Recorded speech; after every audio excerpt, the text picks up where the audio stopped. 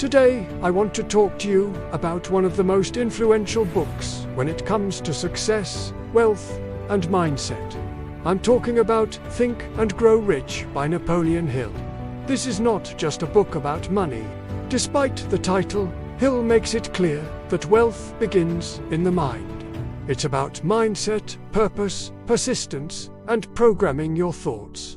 Right at the beginning, Hill presents one of the book's most famous quotes: "Whatever the mind of man can conceive and believe, it can achieve." This phrase summarizes much of the work's philosophy. The central idea is that thought is the starting point of any achievement. Before existing in the physical world, something exists as an idea. But Hill doesn't talk about empty, positive thinking. He talks about organized, directed thinking sustained by action. The first great lesson of the book is burning desire. Hill states that the starting point of all achievement is an intense desire. It's not a weak wish. It's not a "it would be nice if." It's something almost obsessive. He writes, "The starting point of all achievement is desire, and he guides you to be specific. How much money do you want to earn? In what time frame? What are you willing to give in return?" This part is very practical. Hill suggests that you write down your goal clearly, read it aloud every day, and visualize it. It may seem too simple, but think about this. How many people say they want success, but never define exactly what that means? Without clarity, there is no direction. The second great lesson is faith. Hill describes faith as a state of mind that can be developed through repetition of affirmations and autosuggestion. He believes that by constantly repeating a goal with emotion, you condition your subconscious to work in its favor. He states, "Faith is the eternal elixir that gives life, power, and action to the impulse of thought." He's saying that thought without emotion is weak. When you put feeling, conviction, and repetition into it, it starts to influence your daily decisions. For example, if someone deeply believes they will build a successful business, that belief changes how that person acts, takes risks, and faces difficulties. Another essential lesson from the book is persistence. Hill tells stories of people who were one step away from success and gave up. One of the most famous is the story of the man who abandoned a gold mine a few feet before finding the main vein.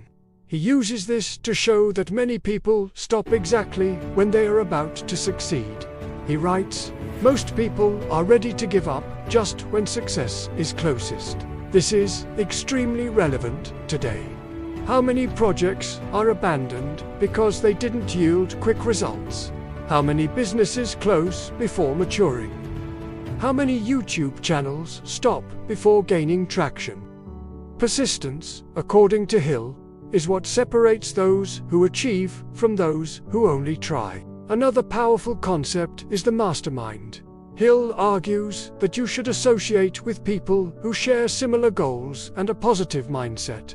He states that when two or more minds work in harmony, a kind of third mind is created, a more powerful collective intelligence. This is very applicable today. Networking, partnerships, mentoring groups, growth environments, being close to people who think big expands your own vision. He also talks about fear, especially the fear of poverty, criticism, illness, loss of love, old age, and death. Hill believes that fear is one of the biggest saboteurs of success. Often, a person has ability, has opportunity, but is paralyzed by the fear of judgment or failure. And here's an important point. The book was published in 1937 in a very different context from today. Even so, many of the principles remain applicable because they deal with human psychology. One of the most impactful chapters talks about decision. Hill observed that successful people make decisions quickly and change their minds slowly, while people who fail do the opposite. This makes us reflect. How many times do we postpone important decisions out of fear or insecurity? Deciding is taking responsibility. Another interesting part is when he talks about the subconscious.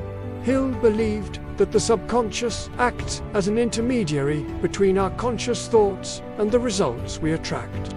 Regardless of how you interpret this, there is a practical point. What you constantly repeat to yourself influences your actions. If you tell yourself you are incapable every day, you will act as incapable. If you reinforce your goal daily, you start to act accordingly. Ultimately, Think and Grow Rich is not just about getting rich financially. It's about developing mental discipline, clarity of purpose, persistence, and self-confidence. It teaches that success doesn't start with money, but with an internal decision. And perhaps the book's greatest contribution is this change in perspective. Instead of asking, "Why can't I?" you start asking, "What thought do I need to strengthen? And what action do I need to take today?" The book doesn't promise shortcuts. It reinforces principles: defined desire, built faith, organized action, continuous persistence, and strategic association. If applied practically, this content can help you structure goals, strengthen your mindset, and maintain consistency even when results are slow to come. And perhaps the question that remains for you is, what is your burning desire? Are you clear about what you want? Are you willing to persist even when it's difficult? Because, as Hill makes clear, success begins in the mind, but only materializes when thought and action go hand in hand. If you enjoyed this summary and these reflections on Think and Grow Rich, leave your like on this video. Subscribe to the channel to receive more content about books and personal development, and share it with someone who also wants to grow. See you in the next video. Until next time.